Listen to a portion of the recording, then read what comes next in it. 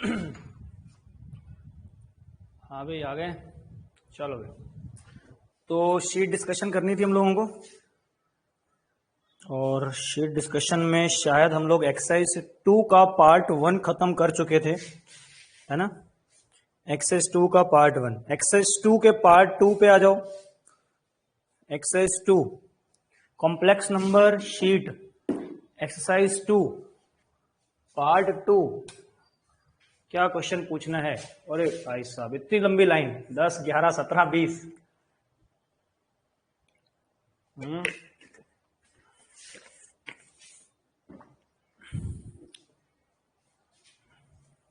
नहीं हुए, चलो कोई नहीं, तभी तो शीट डिस्कशन की क्लास रखी है। क्या बोला है?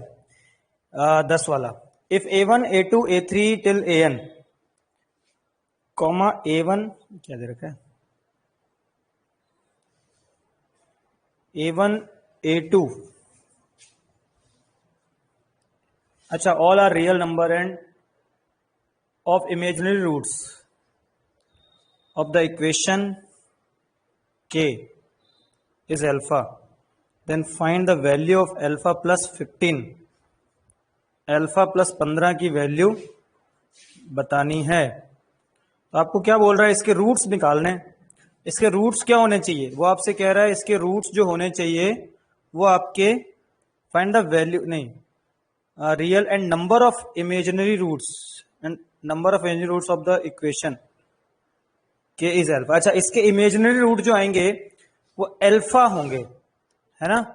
तो अल्फा इसके रूट्स हैं, k is alpha number and the number of imaginary roots.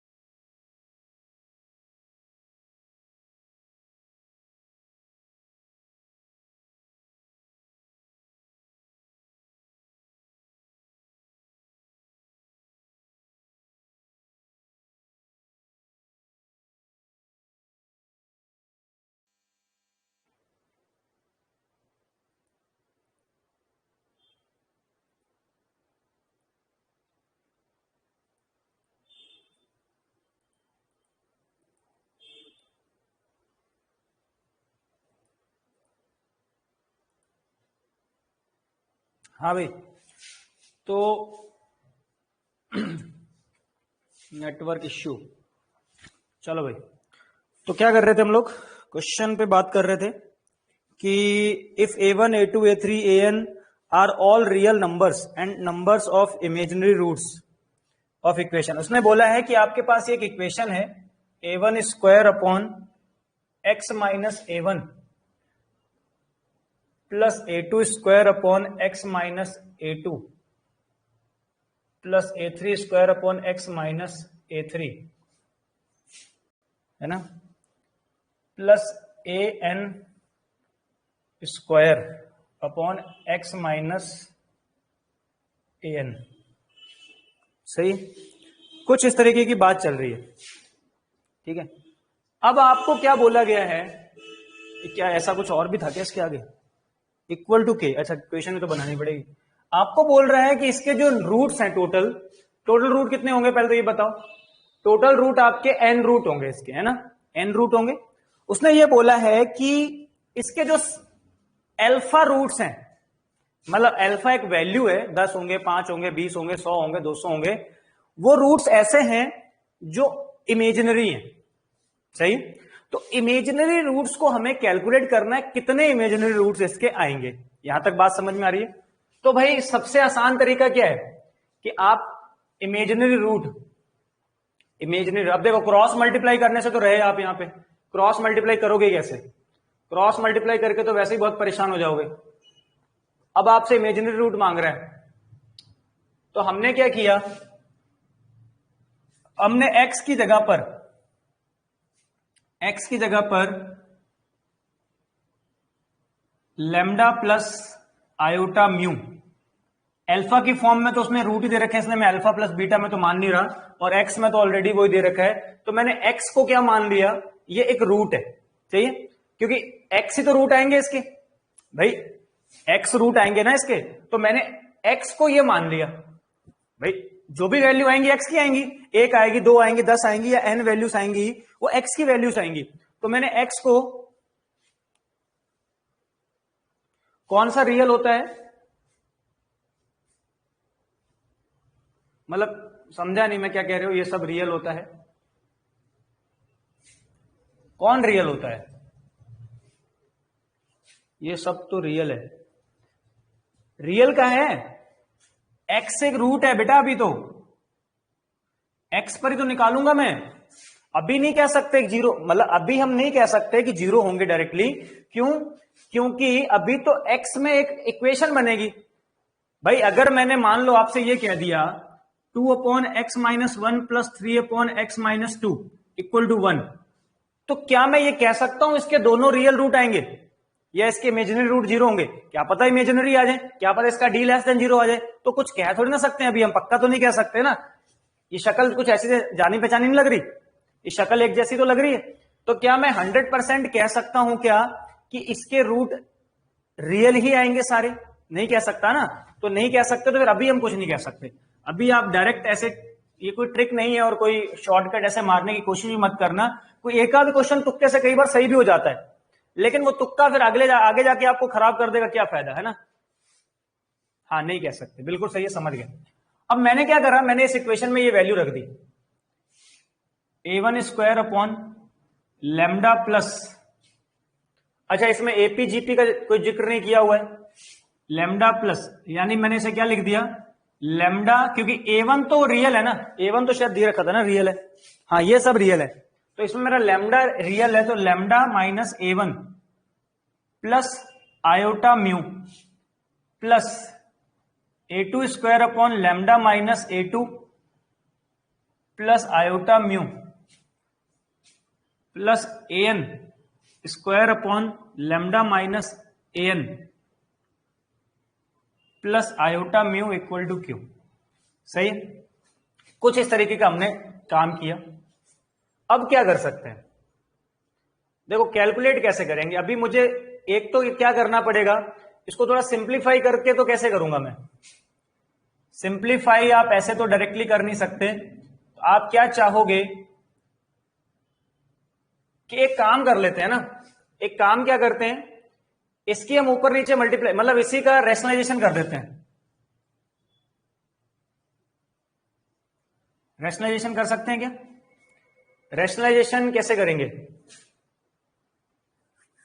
Rationalisation हम लोग कर सकते हैं, अगर हम ऊपर भी किससे मल्टीप्लाई कर दें, lambda minus A1, lambda minus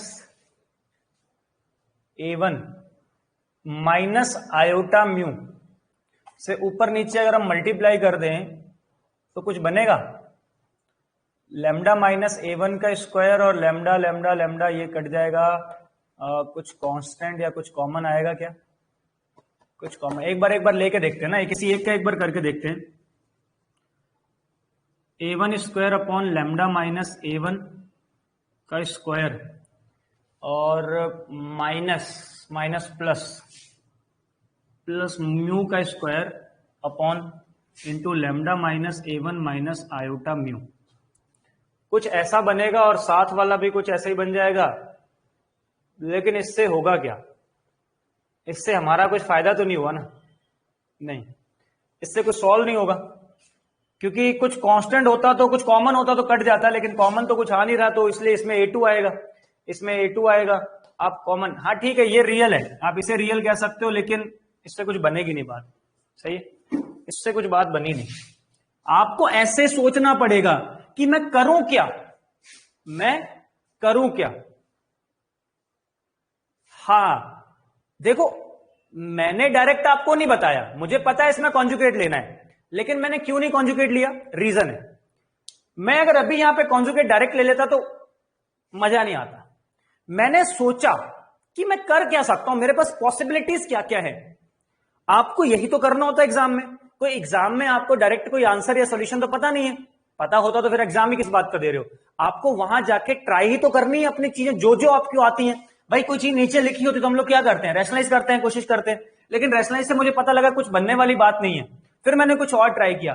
फिर मेरे को एक बात याद आई कि यार जब हम लोग मैथ में कॉम्प्लेक्स नंबर वाला चैप्टर पढ़ते हैं तो कहीं ना कहीं कॉन्जुगेट बहुत इंपॉर्टेंट हो जाता है। और ध्यान रखना, एक बात मैं आपको जरूर बता रहा हूं अभी भी, कभी भी किस बात का ध्यान रखना है, एक बात का क्या ध्यान रखना है, अगर कभी आपका ये वाला पार्ट, कौन सा वाला, x प्लस आयोटा वाई वाला पार्ट नीचे आ जाता है ना, इसे लिख लो अपने कॉपी में, ये बहुत काम की बातें हैं, ये चीजें क्वेश्चन से सामने निकल के आती हैं।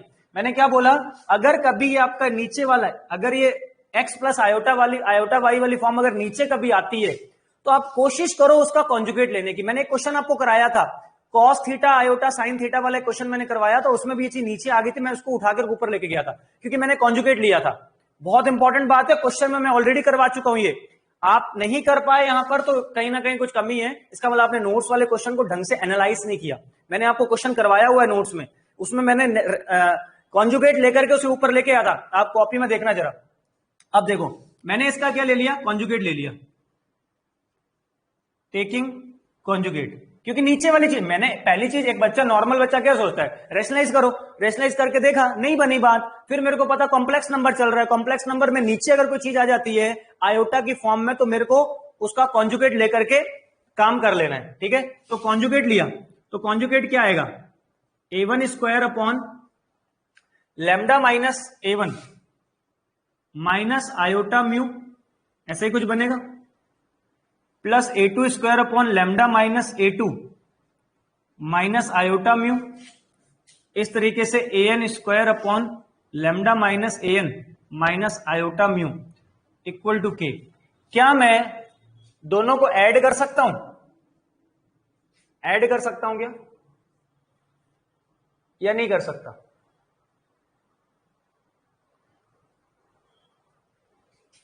मतलब आप करेंगे क्या उसमें,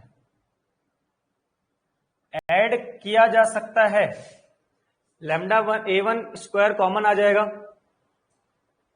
और अगर सब्ट्रैक्ट कर दे तो, यानी हमारे पास कुछ ऐसा बनने वाला है, क्योंकि ये एक पार्टी और एक ये पार्टी है, तो 1 upon lambda minus A1 plus iota mu plus 1 upon lambda minus A1 minus iota mu. अगर मैं इन दोनों को इधर लिखूं तो lambda minus A1 plus iota mu, मैं बस ट्राई कर रहा हूं क्या बन जाएगा मुझे नहीं पता, lambda minus A1 plus iota mu upon upon नीचे वाला क्या बनेगा, लैम्डा माइनस A1 का होल स्क्वायर, इन दोनों को जब मल्टीप्लाई किया जाएगा तो A minus B, A plus B, A square minus B square plus mu square. इसको सॉल्व करने के बाद आपको क्या मिलेगा? इसको सॉल्व करने के बाद आपको मिलेगा लैम्डा तो नहीं, ये कट जाएगा। नहीं, ये भी क्यों कटेगा? अच्छा कटेगा ना, मैंने यहां पे गलती करी, ये कट जाएगा। ऊपर बना लैम्डा माइनस यानी कि 2 lambda minus A1 upon lambda minus A1 का whole square plus mu square. सही है।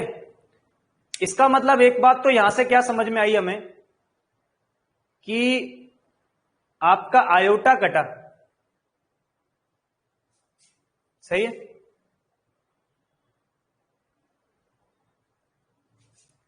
लैम्डा माइनस,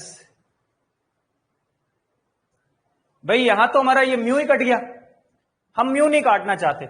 मैंने क्या किया फिर? मैं माइनस करना चाह रहा हूं, मैंने माइनस कर दिया, इक्वेशन 1 और इक्वेशन 2 को माइनस कर दिया, क्योंकि इक्वल टू 0 भी तो करना है हमें। तो मैंने जैसे ही माइनस किया तो ये माइनस हुआ, ये प्लस हुआ और ये माइनस हुआ। ध्यान से देखना मैं क्या क्या कर रहा हूं। मैं आपकी तरह जैसे आप करोगे कोशिश कर रहा हूं कि मैं एक एज अ स्टूडेंट क्या क्या मैं कर रहा हूं। मैंने पहले प्लस करके देखा, मेरे को कुछ समझ नहीं आया। प्लस करने के बाद तो पता लगा म्यू कट गया, बचा क्या? मेरे पास कुछ नहीं बचा, मेरे को कुछ सॉल्व करने के लिए नहीं बचा कुछ। फिर मैंने देखा कि प्लस किया, माइनस कर लेते हैं एक बार, तो मैंने माइनस किया तो अब ये कट गए, अब ये नहीं कटेंगे, अब ये कटेंगे, ये कट गए। तो ऊपर क्या बच गया? माइनस का, क्योंकि मुझे म्यू के बारे में तो पता करना था कितनी जगह पर म्यू 0 आएगा और कितनी जगह म्यू 0 नहीं आएगा। जहां म्यू 0 वहां पर आपका रियल आ जाएगा। सही है ना? तो आयोटा 2 आयोटा इंटू म्यू कुछ इस तरीके का बनेगा, यानी सही जा रहे हैं हम लोग। सही है। इससे क्या होगा? इससे क्या होगा अब सुनो, समझ में आया ना क्यों करा मैंने? अब हमें पता लग गया इससे फायदा क्या होने वाला है। तो मैंने सिर्फ अभी करके देखा था। इसका मतलब ये मेरी इक्वेशन 1 बनी और दिस इज इक्वेशन 2। तो मैंने क्या किया? मैंने इक्वेशन 1 में से इक्वेशन 2 को माइनस कर दिया, और इक्वेशन 1 में से माइनस किया तो अब आपके पास क्या रह गया? अब आपको समझ में आ गया कि बनने क्या वाला था। नीचे क्या आएगा? नीचे आएगा लैम्डा माइनस A1 का whole square plus mu square, और ऊपर क्या आएगा? माइनस का 2 iota iota mu A1 square plus minus 2 iota mu A2 square upon lambda minus A2 का whole square plus mu square equal to 0। अब आप इन सब में से अगर एक चीज देखोगे तो आपका शायद क्या कॉमन आ रहा है? म्यू कॉमन आ जाएगा, या आयोटा म्यू कॉमन ले लें तो अंदर क्या बच गया?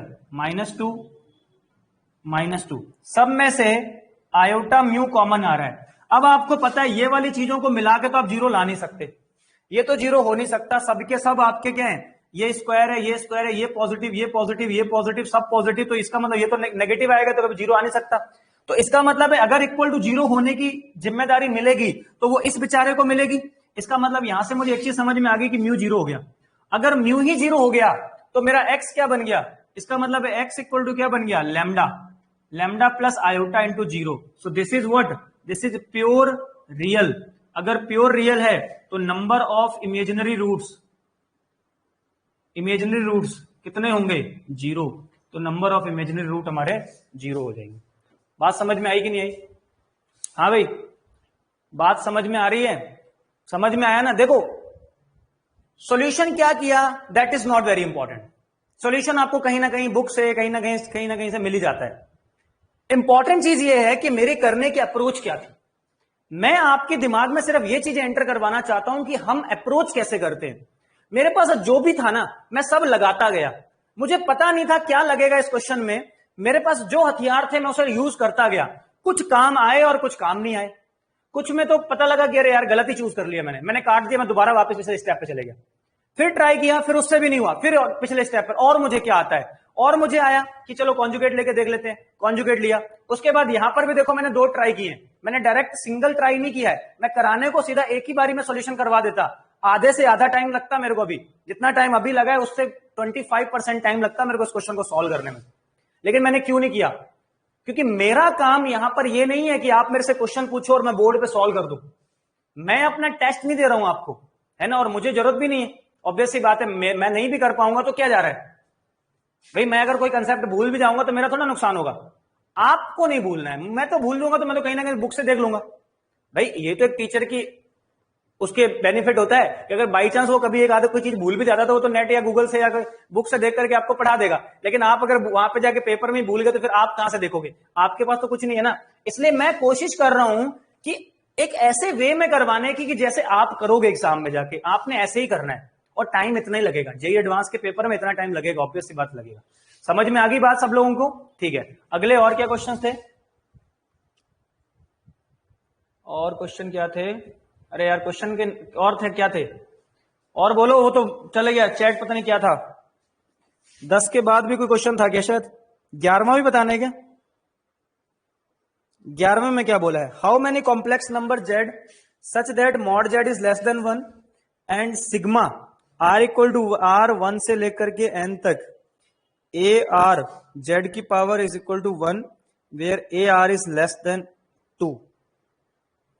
सही है भाई, इसमें क्या ही कर सकते हैं। इसमें आपके पास क्या ट्राई करेंगे?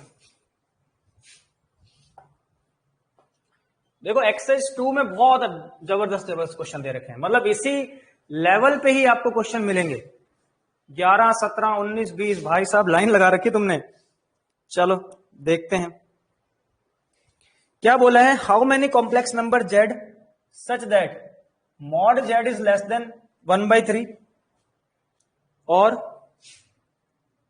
सिग्मा आर इक्वल टू 1 से N A R and R Z की पावर आर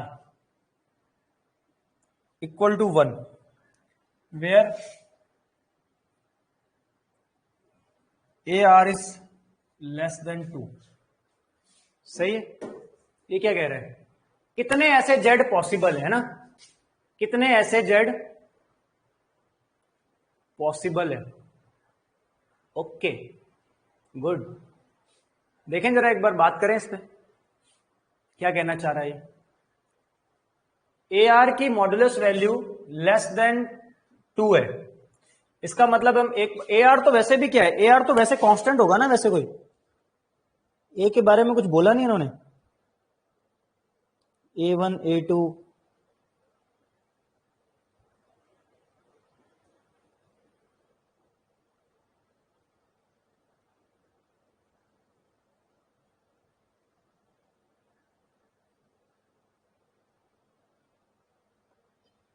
ए के बारे में बोला। ये कॉम्प्लेक्स नंबर लिया है इन्होंने कि क्या लिया है? कॉम्प्लेक्स नंबर तो शायद नहीं लिया।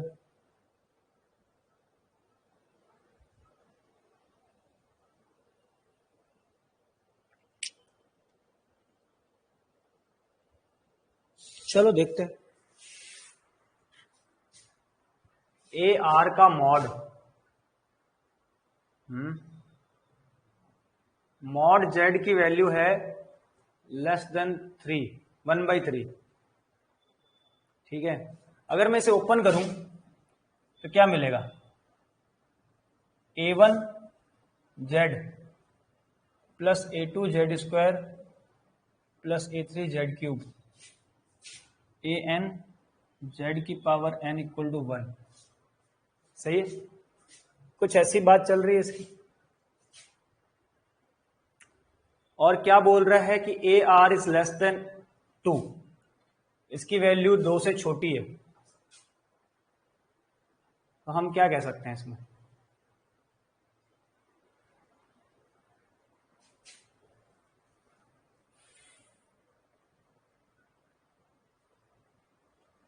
मॉड जेड, अगर हम मॉड लेंगे तो मॉड तो हम ऐसे डायरेक्ट ले नहीं सकते ना।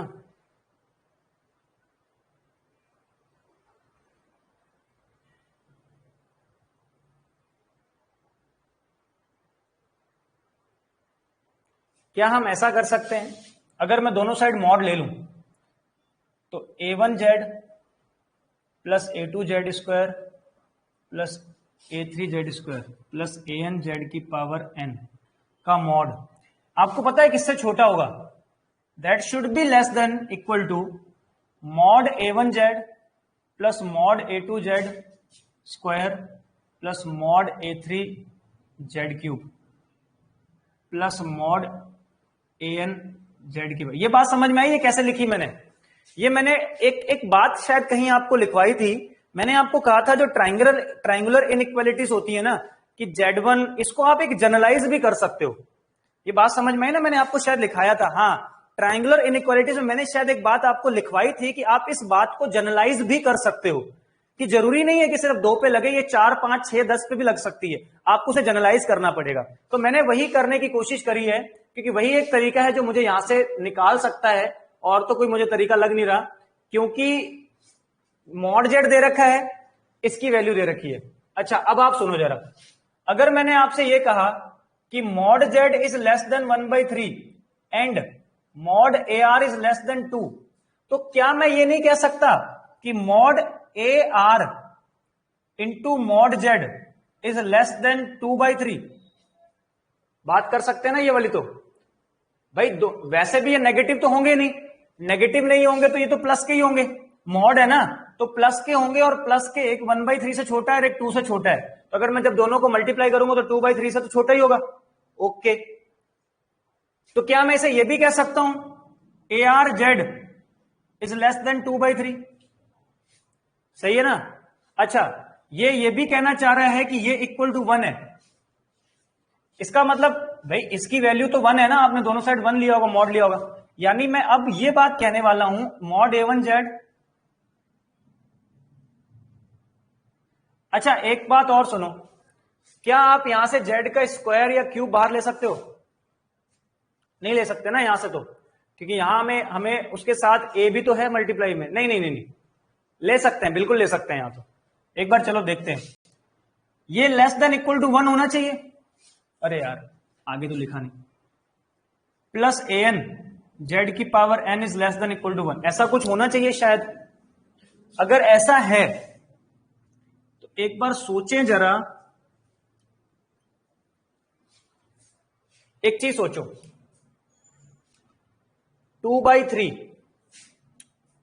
इसे तो मैं लिख सकता हूं, ये 2/3 है, सही है। और इसे मैं लिख सकता हूं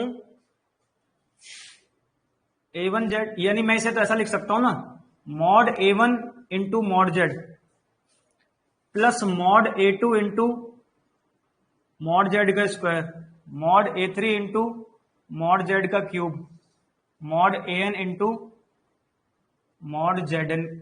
ये अब शायद कुछ आपको दिख रहा होगा, दैट इज 1। क्या आपको यहां पर कोई चीज नजर आ रही है? शायद ये जीपी बन रही है, शायद मेरे हिसाब से बन रही है जीपी, बिल्कुल बन रही है। This is an GP. अगर ये जीपी है तो इसका फर्स्ट टर्म क्या है? आप देखो अभी क्या कर रहे हो, mod A1 into mod Z तो आपने कॉमन ले लिया, अंदर क्या रह गया? 1 प्लस, नहीं नहीं नहीं नहीं, यहां पर A1 A2 भी तो अलग अलग है, जीपी नहीं बन सकती ना।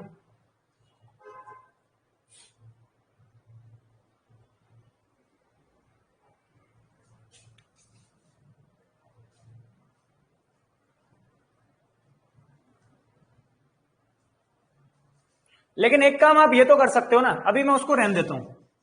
एक काम करते हैं, एक चीज सुनना। इसे मैं इक्वेशन 1 बना के यहीं छोड़ दे रहा हूं, ठीक है? क्योंकि जीपी नहीं बन रही ना, जीपी बन रही तो ये कॉमन होना चाहिए था, ये तो बराबर नहीं है। मैंने एक काम और किया, मैंने ये लिखा मैं चाहता हूं कि जीपी में कुछ सॉल्व हो, क्योंकि सॉल्व हुए बिना तो ये काम बन नहीं सकता। तो मैंने ये लिख दिया mod A1 mod Z plus mod A2 mod Z square mod A3 mod Z cube mod AN mod Z की पावर N।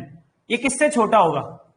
अगर मैं इनकी सबकी वैल्यू 2 रख दूं, 2 सबकी 2 वैल्यू रख दी, तो ये आपका शायद ये बन सकता है लेस देन इक्वल टू, या इवन लेस देन, क्योंकि वो तो इक्वल भी नहीं है, less than 2 mod Z square mod Z की पावर N। ऐसा कुछ बनेगा? यानी ये खुद अपने आप में किससे छोटा है? 2 से छोटा है, और ये वाली चीज 1 से छोटी है। तो चलो पहले इसे सॉल्व करते हैं। इसे सॉल्व किया तो लेस देन इक्वल टू आया 2 मॉड जेड। अंदर क्या रह गया, जेड की पावर एन, मॉड जेड की power N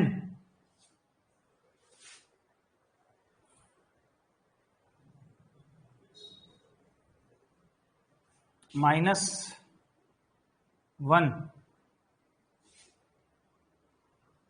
-1 upon mod Z -1। सही है।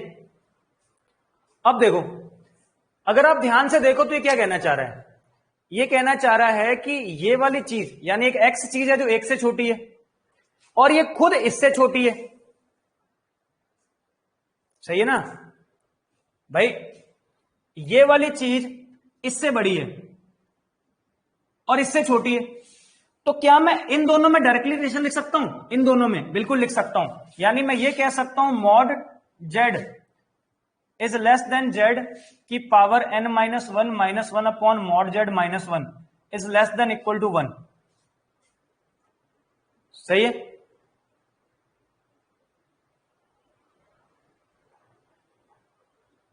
भाई ये उससे भी छोटा है, तो उससे भी छोटा है तो लेस देन इक्वल टू 1 हो सकता है। मॉड जेड की वैल्यू सोचो जरा, मॉड जेड की वैल्यू है 1/3।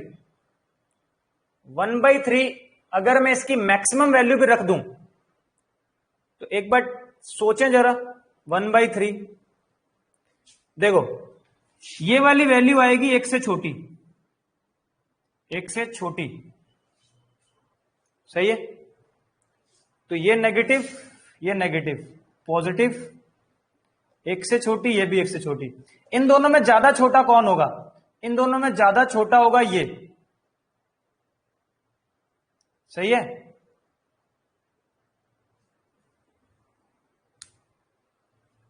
एक मिनट रुको फिर। चलो अगर आपको डायरेक्टली नहीं पता लग रहा ना, आप एन की वैल्यू 4 रख के देख लो। भाई एन की वैल्यू 4 रख के देख सकता हूं और मॉड जेड की वैल्यू 1/3 मैक्सिमम वैल्यू रख रहा हूं मैं उसकी। अगर मैक्सिमम पे भी सही नहीं हुआ तो मिनिमम पे तो कभी जिंदगी में सही नहीं हो सकता। सही है ना। तो मैंने क्या किया, हमने किया जेड की जगह 1/3 रख दिया, तो 1/3 रख दिया, मॉड जेड। कुछ गड़बड़ हो रही है यार हमसे।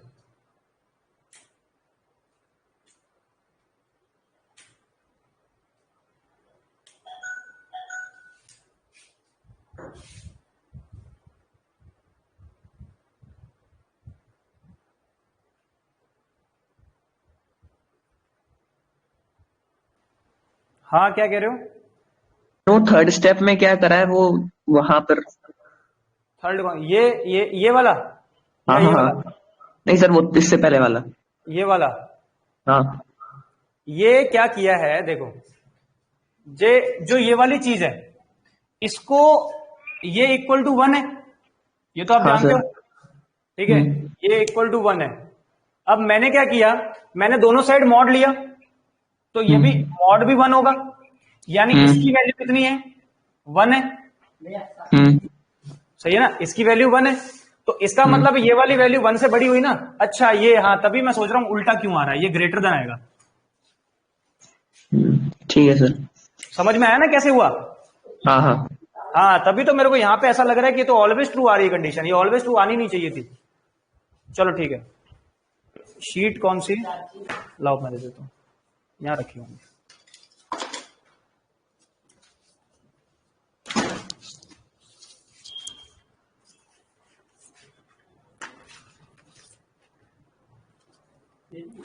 हाँ वो दे दो एक।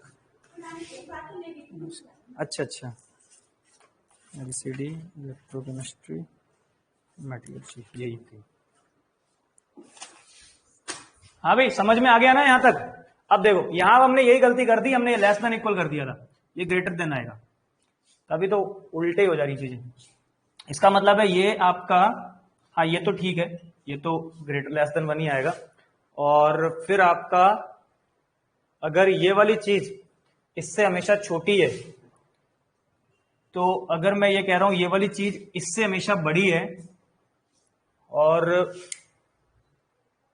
ये जो है ये हमेशा इससे छोटी है, इससे छोटी है। तो इसका मतलब है मैं इसको ऐसे लिख सकता हूं कि ये इधर आएगा तो ये वाली एक से बड़ी होगी। हाँ ठीक है, एक से बड़ी होगी। तो एक से बड़ी चीज आनी चाहिए। क्या ये ऑलवेज ट्रू है या फॉल्स है, हमें ये देखना है।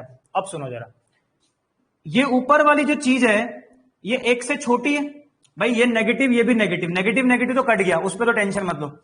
अब इन दोनों में से कौन सी चीज ज्यादा छोटी आएगी? ज्यादा छोटी कौन आएगी? ज्यादा छोटी आएगी अगर मैं जेड की पावर कुछ करने के बाद -1 करूं तो वो और छोटी हो जाएगी, यानी कि और छोटी। तो ऊपर वाली वैल्यू बड़ी आएगी, नीचे वाली वैल्यू छोटी आएगी, और नीचे वाली वैल्यू छोटी आएगी तो मॉड जेड। आप चाहो तो ये रख के देख सकते हो, मैंने रख के देख लिया। चलो जेड की जगह पे मैंने सबसे बड़ी वैल्यू रख दी 1/3, और एन की जगह तो कुछ भी रख ले, कोई दिक्कत नहीं है। तो मॉड जेड इंटू 1/3, एन की जगह पे मैंने 4 रख दिया, तो 1/3 या 3 रख लेते हैं यार, ज्यादा बड़ा हो जाएगा तो, है ना। 3 से 9, 9 27, 27 -1, 1/3 -1, तो इसका मतलब है 2/3, 27 -1, 26/27 अपॉन -2/3, यानी 3/2, 3 9 जा 27, और 2 से 2 कट गया तो 26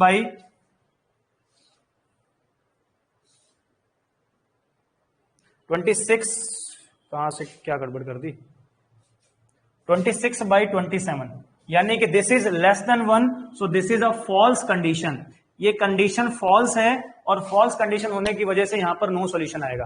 अब मुझे एक चीज बताओ, किस स्टेप में आपको समझ में नहीं आया है, पहले तो वो बोलो जल्दी जल्दी। देखो स्टेप बोलता जा रहा हूं, this is your 1 step, this is 2nd step, this is 3rd step, this is 4th step, this is 5th, and this is 6th, and this is 7th, and this is 8th, और इसके बाद 9th मैंने hit and trial किया। Hit and trial, वैसे वो direct भी सोचा जा सकता था, लेकिन डायरेक्ट में ना कंफर्मेशन नहीं मिल पा रहा था, वैसे तो मिल जाता है हिट एंड ट्रायल। अब बताओ कौन सा स्टेप इसमें ऐसा है जो आपको समझ में नहीं आया। मैंने 9 स्टेप लिखे हैं, 1 2 3 4 5 6 7 8 9, कोई भी स्टेप समझ में नहीं आया है तो आप मुझे बता दो। सारे आ गए तो बहुत बढ़िया बात है, जल्दी से देखो।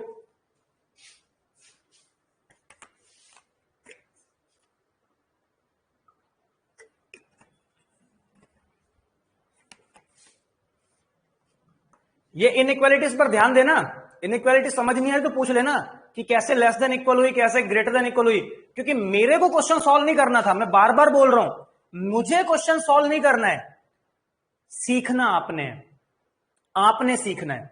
अगर क्वेश्चन से एक पॉइंट भर की चीज भी आपको सीखने को मिल रही है ना, उसे सीखो। और अगर एक पॉइंट भर भी चीज उसमें समझ में आपको नहीं आई है, जिसकी वजह से शायद आपको लग रहा है कि यार पता नहीं बात बनी नहीं, पूछो उसे। नहीं आ रही है तो आपका काम है पूछना, है ना। मैं कोशिश पूरी करूंगा कि एक्सप्लेन कर सकूं। है कोई ऐसी चीज, sign of inequalities are very very important. कब कौन किससे बड़ा हो रहा है, कौन किससे छोटा हो रहा है, ये आपको देखना है।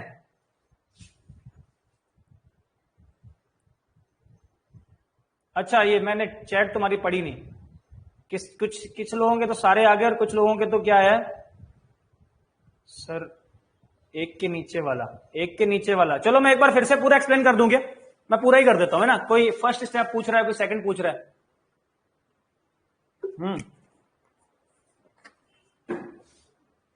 देखो ये क्वेश्चन आपका डेटा क्वेश्चन में दिया हुआ था, ठीक है। इसको सॉल्व करना था और आपसे पूछा था कि ऐसी कंडीशंस रखने वाले जेड कितने पॉसिबल बन सकते हैं। हमने कहा ठीक है, हम निकालेंगे, लास्ट में देख लेंगे कितने पॉसिबल होंगे, ठीक है। तो मैंने सबसे पहले तो इसको ओपन किया, आर की जगह पे 1 रखा, तो A1 जेड की पावर 1, A2 जेड की पावर 2, A3 जेड की पावर 3, इसको ओपन किया और ये इक्वल टू किसके 1 है। यहां तक तो सबको समझ में आता है, कोई बहुत बड़ी बात नहीं है। अब देखो हर जगह मॉड हर जगह मॉड चल रहा है। मुझे सपना नहीं आया कि मुझे मॉड करना है, या मुझे किसी ने बोला नहीं कि इसमें मॉड लेना है। मैंने क्वेश्चन में देखा कि यार इसमें भी मॉड है, इसमें भी मॉड है, तो यार मुझे कहीं ना कहीं मॉड में जाना पड़ेगा, क्योंकि ये तो मैं वैसे भी सॉल्व नहीं कर पाऊंगा। तो हमने कहा ठीक है, बहुत बढ़िया, हमने मॉड में जाने की कोशिश करी। मैंने दोनों साइड मॉड ले लिया, है ना। दोनों साइड मॉड लिया तो इसकी मॉडुलस वैल्यू इक्वल टू 1 आ जाएगी, यानी कि इसकी वैल्यू 1 है। ये तो आप समझ गए ना, क्योंकि मैंने दोनों साइड मॉड लिया है, तो इसकी वैल्यू कितनी है, 1 है। ये तो आप समझ गए।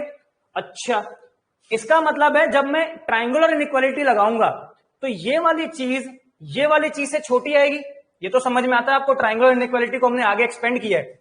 एक बच्चे ने ट्राइंगुलर पे कुछ क्वेश्चन था, वाली बात जो बताई आपने उसमें जनरल में वो लेफ्ट वाली चीज भी ट्रू होगी। लेफ्ट वाली कौन सी बेटा?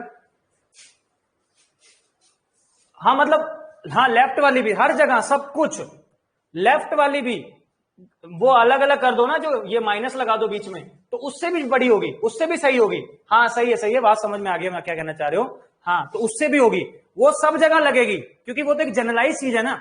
हमने तो ट्राइंगल में बस ऐसे ही पढ़ लिया, लेकिन वो जनरलाइज चीज है। मैंने तब भी बोला था जनरलाइज चीज लिख लेना, तो हमने ये लिख दिया। अब मुझे पता है ये वाली चीज, ये वाली की वैल्यू 1 है, इसको मैंने x मान लिया, तो ये x 1 से बड़ा है, तो ये x 1 से बड़ा लिख दिया मैंने। इसी को थोड़ा सा नीचे उल्टा करके लिखा है ना। अब यहां पर मैं फिर देखा कि यार इसको अब सॉल्व कैसे करूं, तो मैंने पहले तो ये मॉड लिया, ये इसको अलग कैसे किया ये समझ में आ रहा है, क्योंकि ये तो एक आपका क्या था, कांस्टेंट टर्म थी। कांस्टेंट टर्म तो आप बाहर ले सकते हो, जैसे ही कांस्टेंट टर्म बाहर ली तो अंदर क्या बन गया, मॉड जेड क्यूब। और मॉड जेड को क्या लिख सकता हूं, मॉड जेड क्यूब को मॉड जेड का होल क्यूब। तो इस तरीके से मैंने लिख दिया। लेकिन चलो यहां तक भी समझ में आ गया, मॉड A1 Z1 वगैरह वगैरह जो भी था। अब मुझे एक बार देखो, अभी मैं बीच में आपके सामने करने वाला था ना, मैं आपके सामने क्या करने वाला था कि मैं इसे जीपी लगा के सॉल्व करता हूं। थोड़ी देर बाद मुझे अकल आई, अरे यार मैं जीपी लगा ही क्यों रहा हूं, जीपी तो लगा नहीं सकता, A1 अलग है, A2 अलग है, A3 अलग है, AN अलग है, या तो वो सेम होते फिर तो जीपी लगती, लेकिन जीपी नहीं लगेगी अभी यहां पे। फिर मैं रुक गया, फिर मैंने मिटाया, मैंने देखा नहीं जीपी गड़बड़ कर रहा है। इसका मतलब है जीपी लगानी है तो मुझे ये A1 A2 A3 को कुछ एक जैसा बनाना पड़ेगा। अब मैंने क्या कहा, इन विचारों की वैल्यू 2 से हमेशा छोटी है, इसकी भी 2 से छोटी, इसकी भी 2 से छोटी, इसकी भी 2 से छोटी, इसकी भी 2 से छोटी। तो अगर मैं इन सबको देखूंगा तो ये सबके सब, अगर मैं इनकी सबकी वैल्यू 2 से छोटी है, तो इन सबका एडिशन मैंने 2 ले लिया, और 2 से ये छोटा ही आएगा फिर। ये बात, ये स्टेप बहुत इंपॉर्टेंट है। ये समझ में आया सब लोगों के कि नहीं आया? ये 6th वाला, ये कैसे हुआ है ना, कि मैंने A1 देखो, मॉड A1 लेस देन 2 है, तो मैंने क्या कर दिया, मैंने इन सबकी जगह पे 2 2 2 रख करके उसे लेस देन कर दिया। लेस देन 2 ही होगा, ऑब्वियस सी बात है ना, समझ में आया ना। हाँ बहुत बढ़िया। अच्छा अब क्या करा मैंने, इसको मैंने जीपी बनाई, ये जीपी बनी, ये तो जीपी बन रही है ना, 2 mod Z square plus mod Z वगैरह वगैरह जो भी है ना। अच्छा हमने ये देखा, हमने क्या देखा कि यार इसको मुझे सॉल्व करना है, या फिर आप ऐसा भी कर सकते थे, अगर आप एक बार मेरे को करने तो पहले होगा कि नहीं होगा। जैसे 1/3 1/3 1/3 है ना, तो 1/3 इंटू 1/3 की power n minus 1 upon 1/3 minus 1, तो 2 इंटू 1/3 इंटू 1/3 की पावर n माइनस 1 अपॉन, या फिर 1 माइनस 1/3 की पावर n, तो 2/3, तो 3 से 3 कट गया और 2 से 2 कट गया। अच्छा यहां पे भी तो आप काम कर सकते थे, अगला काम करने की जरूरत नहीं थी वैसे ना। देखो आप यहीं पर ही, अब जब आप पहुंच चुके हो, वैसे तो चलो आपने, मैंने यहां पे भी करा दिया, कि इसका मतलब है, अब यहां पे सुनना जरा, ये पूरी चीज ये बहुत इंपॉर्टेंट है। 6th से 7th स्टेप वाला, ये वाला जो ये लिखा है ना, ये this is very very important. मैंने आपसे क्या लिखा, मैंने इसको बोल दिया x। अब जरा ध्यान से देखना, मैंने कहा, इसे मैंने x बोला, x is greater than equal to 1, ठीक है, ध्यान से देखना। और दूसरी जगह पे मैं लिख रहा हूं कि x is less than 2, x is greater then 1 and less than 2। इसका मतलब क्या हुआ कि जो x है वो x आपका किस किस के, नहीं 2 कहां लिखा, 2 समथिंग है ना, 2 समथिंग है जो भी है। तो इसका मतलब क्या हुआ, जो आपका ये जो x है वो कहां लाई करेगा, 2 से बड़ा, मतलब 2 इंटू वगैरह वगैरह जो भी है, तो 2 इंटू समथिंग इससे बड़ा है और इससे भी बड़ा है 1 से, है ना, ग्रेटर देन इक्वल टू 1। अच्छा जी, यानी कि मैं ये कह सकता हूं कि ये वाली जो चीज है ये इससे छोटी है और ये वाली चीज है वो इससे बड़ी है। तो मैं क्या किया, मैंने, एक मिनट, हमने करा क्या, इसकी वैल्यू तो हम रख चुके थे ना, this is greater than equal to 1, and this is greater than equal to 1, ये 1 से बड़ी है और ये खुद इससे छोटी है,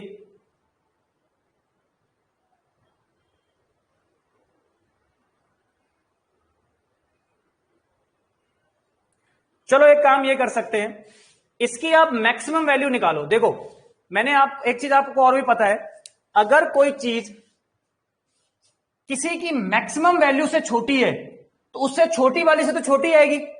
भाई एक बात समझ में आ रही है ना, अगर मैं सबसे बड़े वाले आदमी से भी, मतलब मैंने क्या किया, सबसे छोटी वैल्यू, एक मिनट,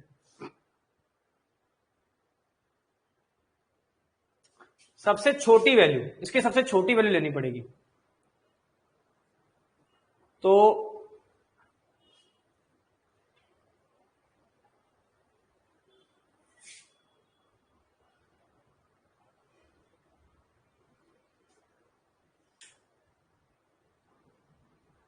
यहां पे हमने गड़बड़ तो नहीं करी है।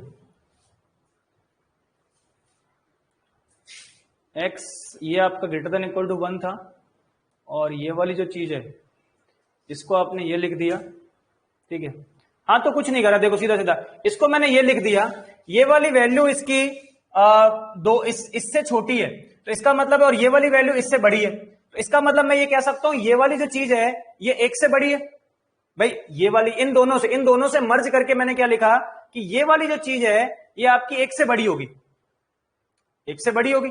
तो हमने क्या कह दिया, ये वाली जो चीज है ये 1 से बड़ी हो गई, तो 1 से बड़ी मैंने ये लिख दिया। जैसे ही मैंने ये लिखा 1 से बड़ी, अब आप चाहो तो इसमें z की सबसे बड़ी वैल्यू रख के देख लो और n की कोई वैल्यू रख के देख लेना, है ना।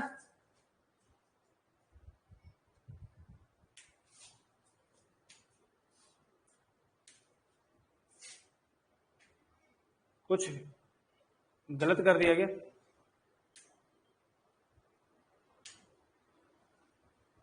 क्या कह रहे हो x वाला? अच्छा ठीक है, क्लियर है ना। हाँ तो हमने क्या किया, अब मैंने इसकी सबसे बड़ी वैल्यू रख दी। अगर भाई बड़ी रख लो या छोटी रख लो वो आपकी इच्छा है ना। मैंने 1/3 रख ली या आप कुछ भी रख लो, तो मैंने 1/3 रख ली। अब आपने वैल्यू रख के देखी, चेक करी, चेक करने के बाद आप यहां पे पता कर सकते हो कि यहां पर कोई भी ऐसी वैल्यू नहीं आई है, हिट एंड ट्रायल लगाना पड़ेगा। मैंने z की वैल्यू रख के देखी, कोई ना कोई भी रख लो आप, सबसे बड़ी रख लो या सबसे छोटी रख लो। सबसे छोटी भी कितनी हो सकती है, 0 हो सकती है, तो सबसे छोटी वैल्यू 0 हो सकती है, तो 0 रख लो।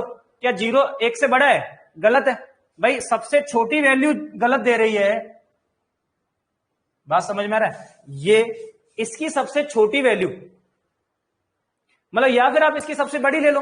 अगर इसकी सबसे बड़ी वैल्यू भी 1 से बड़ी नहीं हो पाई, अगर सबसे बड़ी वैल्यू लेने के बाद भी वो 1 से बड़ी नहीं हुई, तो छोटी वैल्यू लेके तो कुछ होने वाला नहीं है। तो मैंने सबसे बड़ी वैल्यू 1/3 रख के देख ली, काम खत्म। 1/3 रखा, फॉल्स कंडीशन आ गई, सॉल्व हो गया। सही है, चलो भाई अगला और कोई क्वेश्चन।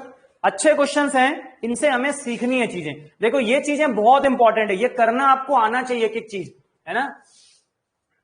चलो भाई अगला और कौन सा क्वेश्चन था? 17वां क्वेश्चन था क्या शायद, 17वां, 19वां और 20वां, है ना। 17वें पे आ जाते हैं।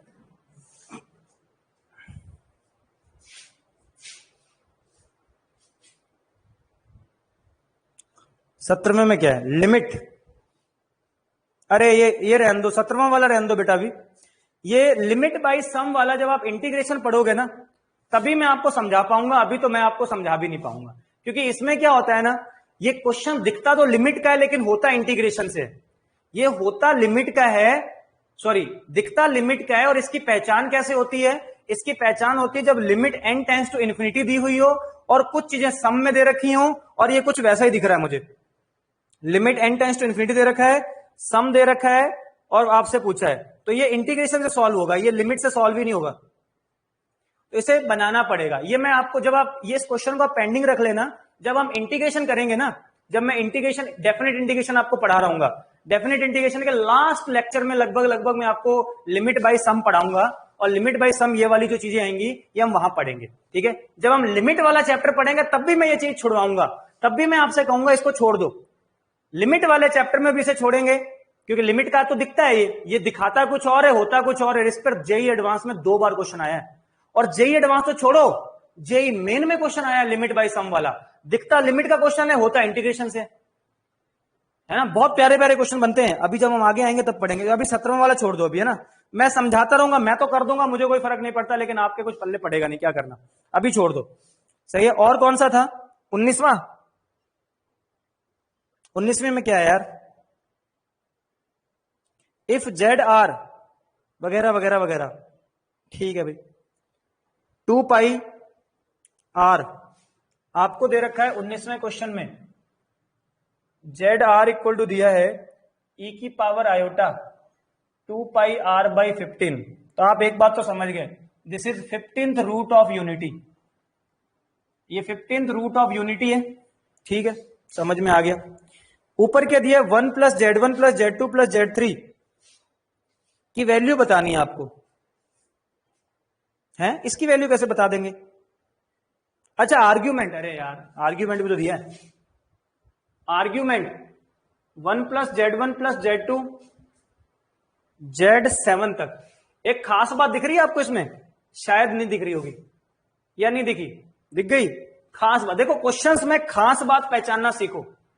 खास बात यह है, शुरू के 7 ऊपर लिखे हैं और बाकी के 7 नीचे लिखे हैं, कुछ ना कुछ इसी में क्लू होगा, उसने क्यों लिखा है ऐसा। ये 19वां नहीं बताना क्या बेटा? 19वां किसी ने पूछा था क्या? मैं खाली बताने लगा पढ़ू, आप 19वां बोल ही नहीं रहे हो। 19वां किसी ने पूछा था क्या? माहिर ने पूछा था, हाँ बताना है ना फिर। तो देखो खास बात क्या है, खास बात आपको समझ में आ गई कि ऊपर वाला आपका आर्ग्यूमेंट लिखा हुआ है। अब एक इंपॉर्टेंट बात समझना, अगर मैं आर्ग्यूमेंट देखूंगा, ये ऊपर के आधे ऊपर लिखे हैं और आधे नीचे लिखे हुए हैं। अगर मुझे 14 रूट बताने हैं किसी के, अगर मैं आर की जगह 0 रखूंगा तो पहला रूट कहां मिलेगा बोलो जरा? आर की जगह 0 रखूंगा तो ई की पावर आयोटा इंटू 0, ई की पावर 0 यानी 1, यानी यहां कहीं मिलेगा मुझे। भाई आर की जगह 0 रखने पर मुझे पहला रूट यहां मिलेगा, और आर की जगह 1 रखने पर अगला रूट यहां कहीं मिलेगा, Z1 Z2 Z3 Z4 Z5 Z6 Z7 Z8 Z9 Z10 Z11 Z12 Z13 Z14 और Z15, कुछ इस तरीके की बातें चलेंगी। आपको शायद एक बात मैंने कभी पहले लिखाई होगी, देखो जितनी भी चीजें कॉपी में लिखाई जाती है ना, मैं आपको पहले भी बता चुका हूं और आज फिर बता रहा हूं, और शायद आप एनालाइज करोगे इस चीजों को। अगर आपने कॉपी की चीजें ढंग से पढ़ी हुई हैं, सीरियसली पढ़ी हुई हैं, तो क्वेश्चन कुछ नहीं है, सब कुछ उसी के इर्द गिर्द घूम रहा है। अब पूछने का तरीका वो चेंज कर देता है, बस वही तो अलग है, बाकी तो सब कुछ वही आ रहा है। मैंने आपको लिखाया था, जब आप इसके रिस्पेक्ट में इमेज लेते हो, देखो ये इससे कट जाएगा, सही है। ये Z1 और Z15 एक दूसरे के कॉन्जुगेट होंगे, क्योंकि जितना एंगल यहां बनेगा उतना एंगल यहां बनेगा। नहीं आई बात समझ में? आई, जितना एंगल यहां बनेगा उतना एंगल यहां बनेगा, यानी कि Z1 इक्वल टू Z15 का बार है और Z2 इक्वल टू Z14 का बार है। इसका मतलब है Z1 Z14 का बार है, तो इसका मतलब मैं कैसे ये नहीं लिख सकता, argument of 1 plus Z1 plus Z2 plus Z3 Z7 upon 1 plus Z1 bar plus Z2 bar plus Z3 bar Z7 बार, बाकी तो आप आगे कर लोगे, सही है। ये पूरे का बार लग जाएगा, तो आर्ग्यूमेंट ऑफ 1 प्लस, इसे मैंने Z बोल दिया, minus argument of 1 plus Z बार, सही है। तो आर्ग्यूमेंट ऑफ 1 प्लस Z, तो अब आप कर सकते हो क्या, Z प्लस Z बार,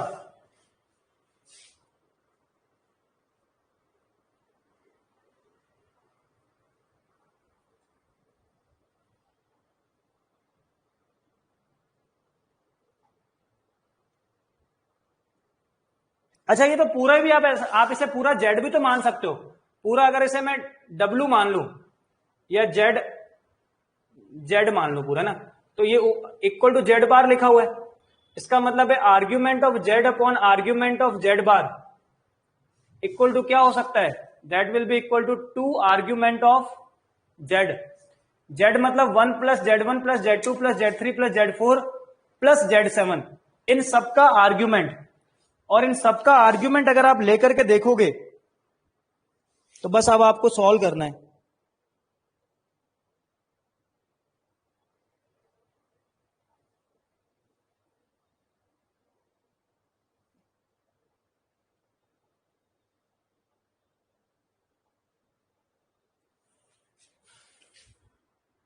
अब तो एक से लेके 7 तक की गिनती होगी ना, अब तो कर सकते हो आप।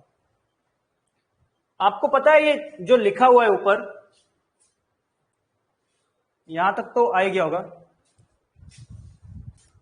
15 कैसे, कुछ गलत कर दिया क्या मैंने?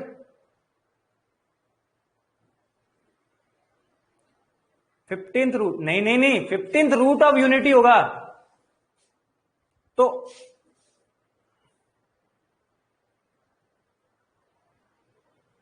कुछ गलत कर दिया क्या मैंने, बताओ? ज्यादा बना दिया क्या? 1 2 3,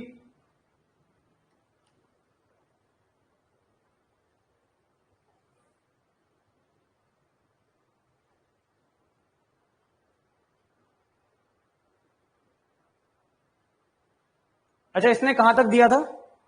14 तक ही तो दिया था। अच्छा मैंने गलत बना दिया, Z1 से शुरुआत करी है ना उसने भी। अरे यार हाँ ठीक है ना, मैंने गलत कर दिया, मैंने Z,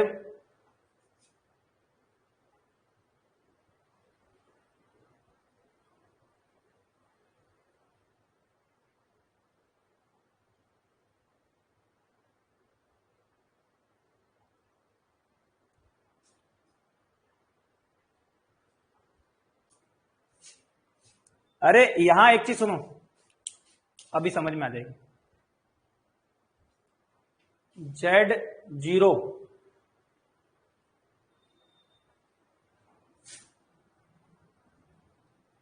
15th root of unity, Z1 Z15 का होगा, तो Z15 कहां से लाऊं? R की जगह 15 रखूंगा तो e की पावर आयोटा 2 पाई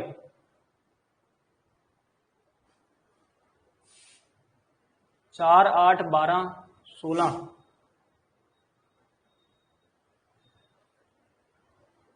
तो गलत कहां हो रहा है फिर?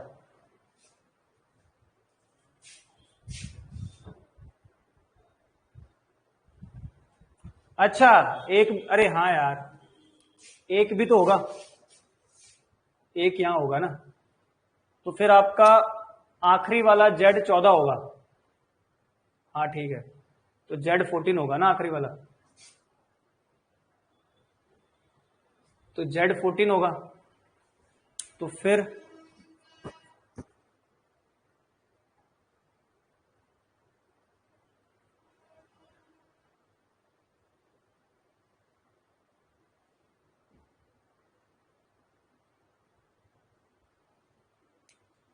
Z1 Z2 15 एंगल बनेंगे।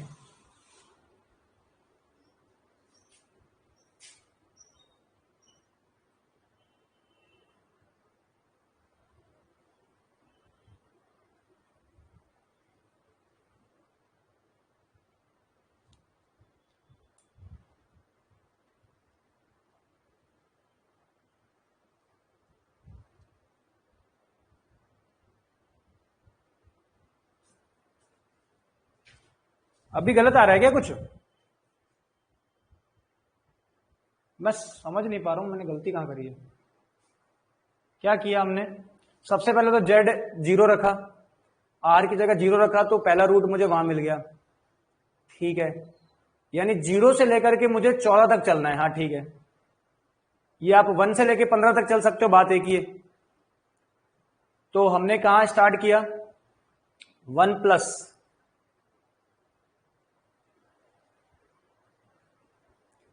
Z1 बार 14 रूट है और 14 रूट में से एक छोड़ दो तो बाकी जो बचे वो सारे के सारे एक दूसरे के कॉन्जुगेट हो गया।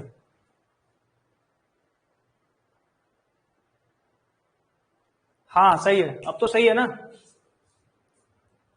सही है। हाँ मतलब वो डायग्राम गलत बना था, आगे तो सही चीज कर रखी है ना, क्योंकि बाकी तो सब एक को छोड़ दें तो बाकी कितने बचे 14, 14 में से 7 एक दूसरे के उल्टे होंगे, एक उसका कॉन्जुगेट होगा तो वो उसका कॉन्जुगेट होगा, एक तो वो तो आपका इस लाइन पे आ गया, बाकी जो होंगे वो सारे के सारे एक दूसरे कॉन्जुगेट होंगे, है ना, सही है। तो बाकी जो कॉन्जुगेट होंगे इस लाइन पे फिर कोई नहीं आया होगा, ये हमने गलत कर दिया, इस लाइन पे कोई नहीं आया होगा, Z7 यहां आया होगा तो Z8 यहां आया होगा, फिर Z9 आया होगा, ऐसे Z10 आया होगा, फिर Z11 आया होगा, Z12 और Z13 और फिर कहीं Z14 करके यहां आया होगा, तो सारे एक दूसरे के कॉन्जुगेट हैं। अब हमने क्या कर दिया, अब हमने Z की वैल्यू रख दी, argument 1 plus Z, Z1 plus Z2 plus Z3 plus Z की पावर सॉरी Z7, तो Z7 लिख दिया हमने, यानी कि ये 7 रूट लिखे हुए हैं। अब तो Z की वैल्यू रख दी ना हमने ये वाली, यानी इसी का आर्ग्यूमेंट निकालना है आपने, तो इसका आर्ग्यूमेंट कैसे निकालोगे, अगर आप ध्यान से देखोगे तो ये लिखा हुआ है आपका Z1 plus Z2 plus Z3, क्या आप इसे ऐसा लिख सकते हो,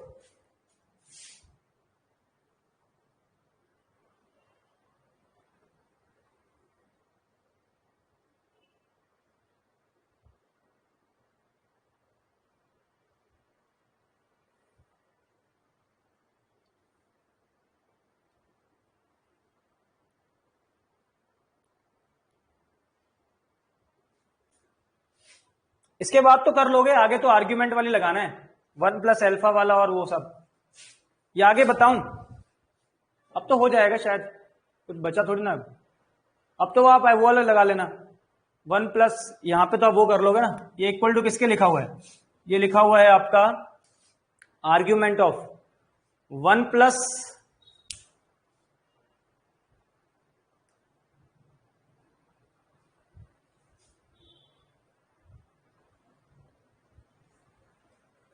तो ये 7 हो गए, ठीक है, तो 7 बन जाएंगे, फिर ये 7 रह गए, तो अब आपको क्या करना है, अब आप इसे वो भी कह सकते हो, देखो Z1 क्या था, Z1 था आपका e की पावर आयोटा 2π/15, सही है, तो e की पावर आयोटा 2/15, तो इसे मैं क्या ये लिख सकता हूं, इसे मैं अगर अल्फा बोल दूं, है ना, अल्फा, तो एक आपका अल्फा ई की फॉर्म में जेड, कौन सा जेड, हाँ ई की फॉर्म में रख लो, ई की फॉर्म में रख सकते हैं ना, ई की फॉर्म में रख सकते हो, बिल्कुल सही है, वही मैं भी ट्राई कर रहा था, तो ई की फॉर्म में हो जाएगा, अब इसके बाद तो कर लेना, बचा क्या, ई की फॉर्म में करके हो जाएगा, ई की फॉर्म में नहीं भी करोगे तो वो कॉस वाला और साइन वाला उसमें भी कर सकते हो, आपकी इच्छा है, ठीक है,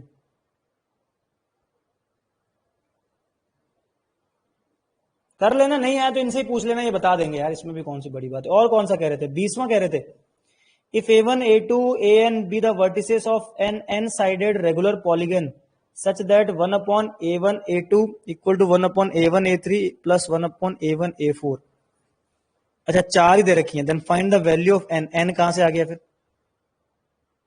n तो इन्होंने कहीं मेंशन किया नहीं है, क्योंकि कंडीशन तो क्या दे रखी है, n,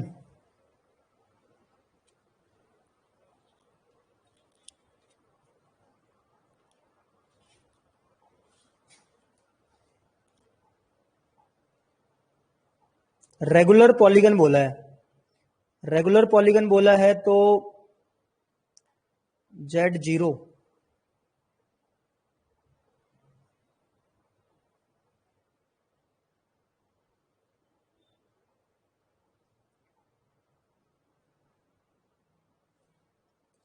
1 upon A1 A2 be the vertices of an n-sided regular polygon।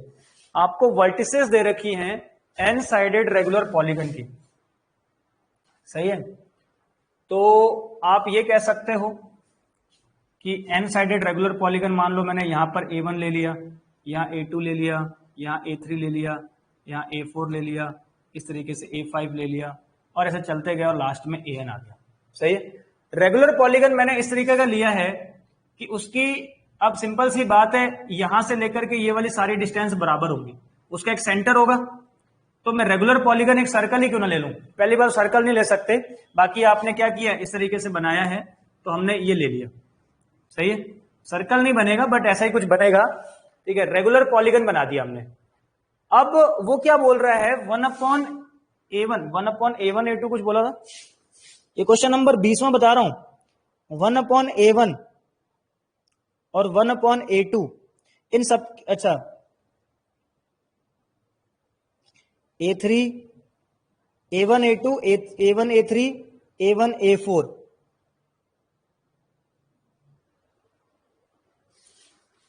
तो अब आपको क्या करना है, अब आपको जैसे आपको A1 निकालना है, ये O मैंने बना दिया, तो ये डिस्टेंस तो बराबर होगी ना, इसे आप कुछ भी मान लो, A मान लो, ये डिस्टेंस तो सबकी A ही होगी। तो अगर मुझे OA1, मुझे सॉल्व ये करना है 1/A1 A2 equal to 1/A2 A3 plus 1/A3 क्या था, A4 A1, नहीं, एक तो मैं यही भूल जा रहा हूं, पूछ क्या रहा है वो, क्या पूछ रहा है, 1/A1 A2 A1 A3, अच्छा सब में A1 ही है ना, A1 A2 A1 A3 और A1 A4, सही है।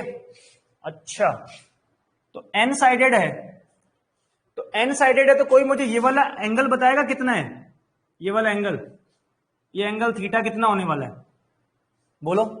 π/n होगा, बात समझ में आ रही है ना, π/n होगा, ओके। अगर ये π/n है तो एक बात सुनो, नहीं 2π/n होगा ना, अंदर तो 2π है, तो 2π/n होगा ये अंदर वाला एंगल। अगर मुझे OA1 निकालना है, ये वाला एक मैंने Z मान लिया, तो OA1 एक आपके पास एक A1 आपके पास क्या आ जाएगा, Z आ जाएगा। इसे मैं क्या लिख सकता हूं, AE की पावर आयोटा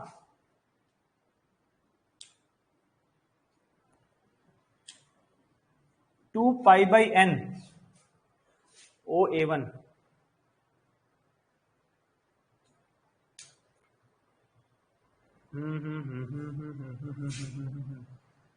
नहीं, A1 आप ऐसे कैसे लिख सकते हो, ऐसे A2 1/A1 A2,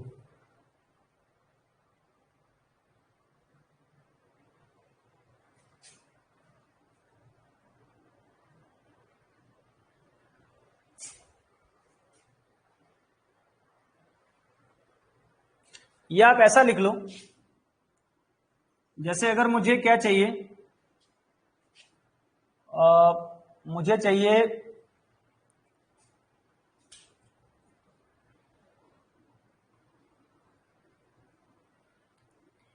A2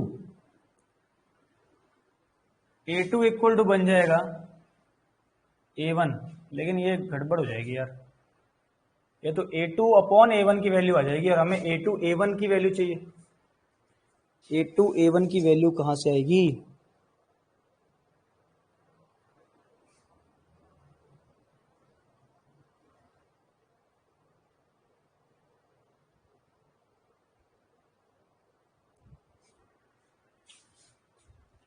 पर A1 की वैल्यू हम निकाल ही क्यों रहे हैं, A1 को ऐसे ही छोड़ दो फिर, और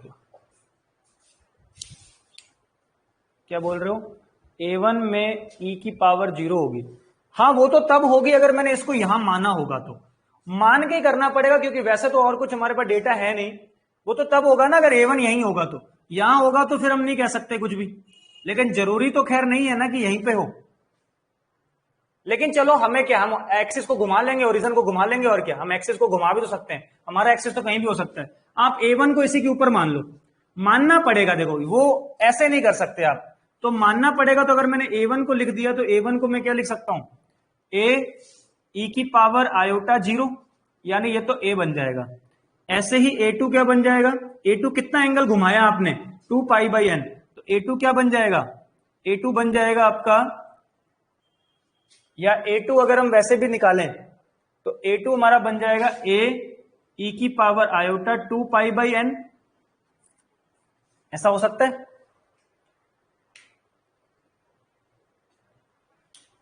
ये तो आप रोटेशन थ्योरम लगा लो चाहे कुछ भी लगा लो।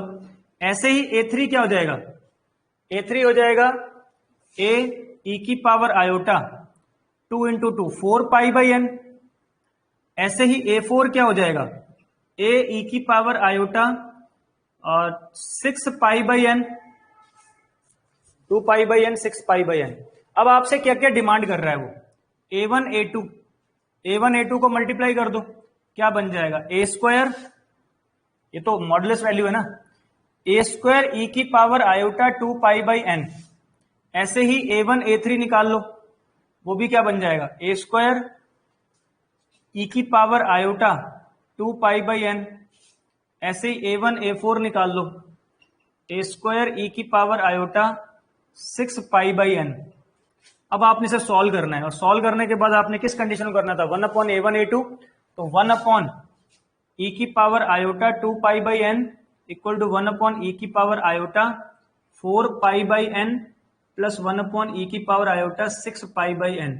और आपको पता है इसे मैं ऊपर लेके जा सकता हूं, तो यहां से आप सॉल्व करके n की वैल्यू निकाल लोगे ना, n की वैल्यू सॉल्व कर ही लोगे अब तो।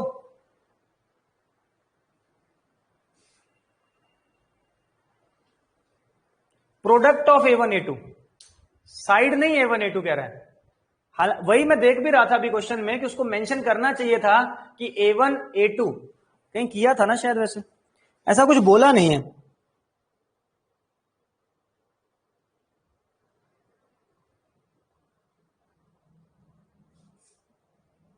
a1 a2 उनका प्रोडक्ट ही लेना पड़ेगा हमें, और कुछ नहीं लेना पड़ेगा, तो प्रोडक्ट ही लेना, ठीक है। तो a1 × a2, तो a1 का मॉडुलस, अच्छा इसका मॉडुलस भी निकाल लेना, इसका मॉडुलस निकाल लेना, मॉडुलस निकालने के बाद आप मल्टीप्लाई करना, क्योंकि आपने a1 लेना है ना, a1 a2, इन दोनों की तो डिस्टेंस नहीं हम कह सकते, ये डिस्टेंस नहीं कैलकुलेट कर रहे हैं हम लोग, a1 a2। वैसे तो पता नहीं क्या ही कहना चाह रहा है, क्वेश्चन में उतना ढंग से कुछ मेंशन किया नहीं है कि a1 a2 डिस्टेंस मांग रहा है कि आपने a1 a2 वो करा है।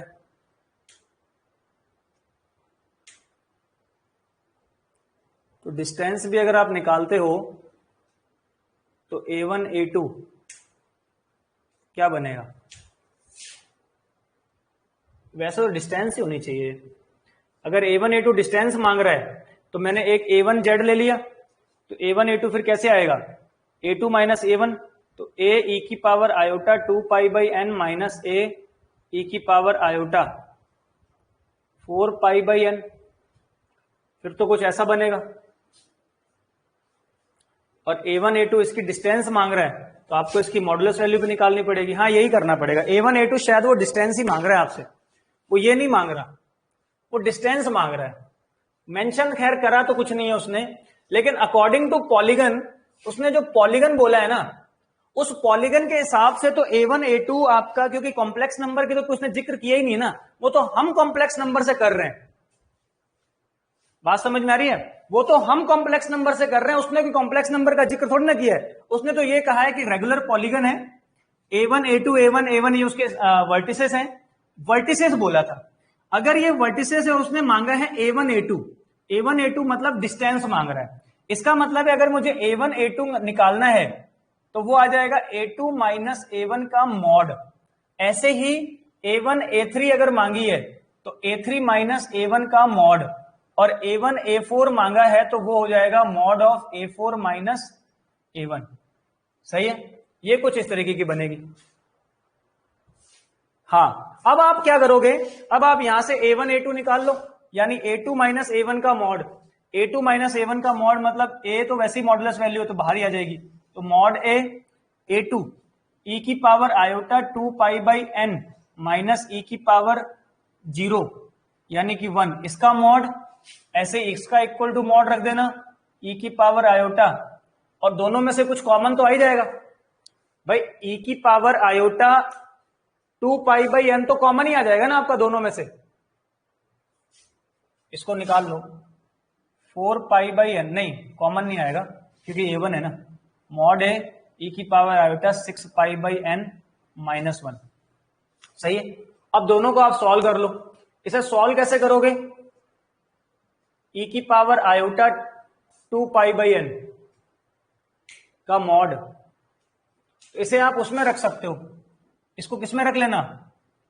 कॉस में ले जाओ, क्योंकि ऐसे तो डायरेक्ट आप इनको ले नहीं पाओगे, तो इसे कॉस में ले लो।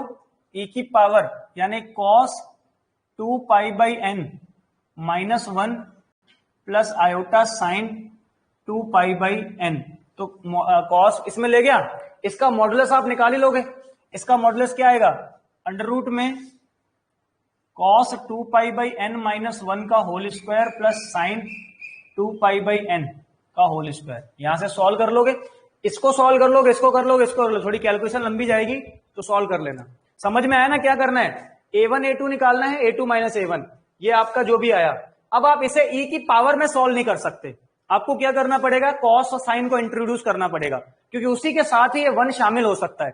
तो मैंने उनको शामिल किया, क्योंकि ये 1 रियल था तो वो रियल वाले के साथ चले जाएगा और ये इमेजिनरी अलग हो जाएगा। मुझे मॉडुलस चाहिए, तो मॉडुलस का मतलब है इसका स्क्वायर प्लस इसका स्क्वायर। यहां से मॉडुलस निकाल लिया। इसको सॉल्व करने के बाद जो भी आंसर आएगा उसको मैं उस इक्वेशन में रख दूंगा। कौन सा वाला?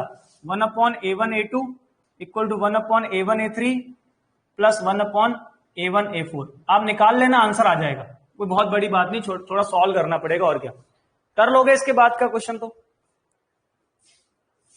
बताओ, आज सिर्फ पार्ट 2 डिस्कस हुआ है यार, हद हो गई हमारी। एक तो क्वेश्चन भी इतने लंबे लंबे है ना। चलो, यही चैप्टर सबसे खतरनाक है, सबसे कम क्वेश्चन आपसे इसी चैप्टर के बनेंगे। आगे वाले चैप्टर्स के तो आप ज्यादातर क्वेश्चन शीट के कर लोगे, ठीक है। अब मेरे से कुछ ही पूछोगे आप, 2-4 क्वेश्चन ही पूछोगे, ये मुझे पता है। इसलिए मैंने शुरू में आपको यही चैप्टर उठा करके इसलिए करवाना चाहा, क्योंकि इस चैप्टर में बहुत ज्यादा प्रैक्टिस चाहिए, बहुत ज्यादा प्रैक्टिस चाहिए। पता लग गया होगा आपको कि लेवल क्या है कॉम्प्लेक्स नंबर का, शीट सॉल्व करके पता लग गया होगा, है ना। तो एक्स पार्ट 2 हो गया, फिर पार्ट 3 के कौन कौन से क्वेश्चन करने हैं? ऑफलाइन बेटा जल्दी खुलने ही वाला है, चांसेस तो हैं कि जल्दी खुल जाएगा, कोचिंग तो एटलीस्ट खुल ही जाएंगी, फिर हम लोग ऑफलाइन में कन्वर्ट हो जाएंगे। अच्छा, पार्ट 3 में कौन कौन से क्वेश्चन है एक बार बताओ तो, कितने क्वेश्चन है, मुझे आइडिया तो लगे कि कौन कितने क्वेश्चन करने हैं और कितने नहीं है। पार्ट 3 और पार्ट 4 एक्सरसाइज 2 में कौन कौन से क्वेश्चन आपके बचे हैं? क्योंकि जेई एडवांस के प्रीवियस ईयर क्वेश्चन तो आप कर लोगे, वो आसान है, वो आसान है, पक्का बोल रहा हूं, वो आसान है। हाँ, जुगाड़ कर लेंगे, टेंशन ना लो, ठीक है। पहले तो ये बताओ, पार्ट 3 और पार्ट 4 में कितने क्वेश्चन लगभग आपके बचे हुए हैं? 5 और 6 पार्ट 3 ऑलमोस्ट 10 क्वेश्चन है, 10 क्वेश्चन है, यानी एक क्लास और लगेगी, है ना। तो टोटल 10 के आसपास है, 10-12 क्वेश्चन, 10-12 क्वेश्चन है एक क्लास। चलो देखते हैं, बीच में मैं किसी दिन एक एक्स्ट्रा क्लास लगा दूंगा ना, सही रहेगा। एक एक्स्ट्रा क्लास बीच में, ऐसी खाली डिस्कशन क्लास अलग से कर लेंगे, सही है ना। 4 to 5 क्वेश्चन माहिर के, चेतन 9, 11, 16, 3, 1। हम बीच में देखते हैं, कोई एक आध बीच में किसी दिन में एक्स्ट्रा क्लास लगा करके ये शीट खत्म कर लेंगे हम लोग। कल हम लोग वापस से स्ट्रेट लाइन पे आते हैं, आधा लगभग स्ट्रेट लाइन हो ही गया है, आधे से ज्यादा ही हो गया होगा। तो जो भी बचा है उसको 2-3 लेक्चर में खत्म करते हैं और फिर सर्कल पे आएंगे ना। स्ट्रेट लाइन की शीट चल रही नहीं चल रही तुम्हारी?